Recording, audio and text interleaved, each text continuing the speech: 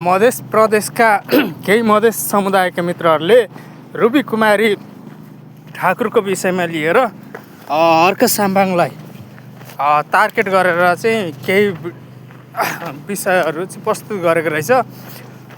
हमारा मधेसी बेटिया पहाडिया पार्टी के श्रम संस्कृति पार्टी के हर्क साम्बाङ कारबाही गर्नु यसो यसो यस्तो यस्तो भनेर है। यो विषयमा के भन्न चाहन्छु भने नि मैले बारम्बार भन्ने गरेको, मैले आजभन्दा 18-19 वर्ष अगाडिदेखि बोल्दै आएको, कुनै पनि सम्माननीय पदमा गइसकेपछि वार्डाध्यक्ष, जनप्रतिनिधि, वार्डाध्यक्ष तथा गाउँपालिका अध्यक्ष, मेयर हैन, अनि मन्त्री, प्रधानमन्त्री, सांसदहरू भनेको कुनै पनि दलको हुँदैन। किनभने एउटा गाउँपालिकाको अथवा वार्डको वार्डाध्यक्ष कुनै पनि दलबाट गयो होला, तर जब वार्डाध्यक्ष भइसकेपछि, जनप्रतिनिधि वार्डाध्यक्ष भइसकेपछि त्यसले त्यही पार्टीको मात्रै दिशानिर्देशनमा काम गर्नु पाउँदैन। त्यसैले त्यो जनप्रतिनिधि त्यो एउटा दलको मात्रै व्यक्ति होइन।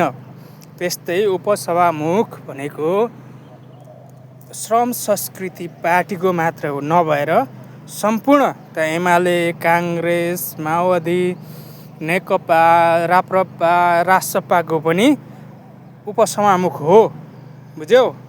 त्यसैले हर्क साम्बाङले भन्नु खोजेको तिमीहरूले बुझेनौ। त्यस्तै डिपी अर्याल पनि रासपाको होइन।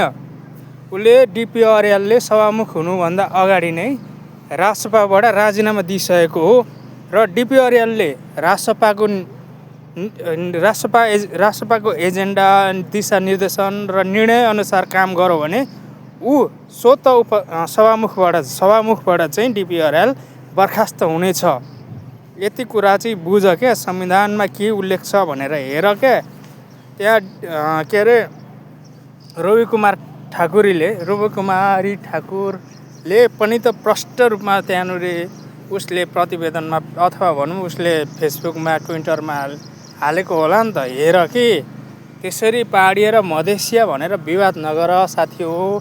मधेस प्रदेशको आन्दोलन गर्ने म हो पनि हो है, बुझ्यौ। मधेस प्रदेश हुनुपर्छ भनेर आन्दोलन गर्ने तिमीहरूको त्यो हामीले आन्दोलन गर्दा उपेन्द्र ठाकुर, राजेन्द्र महतो होइन, थिएन होला क्या हामीले आन्दोलन गर्दाखेरि।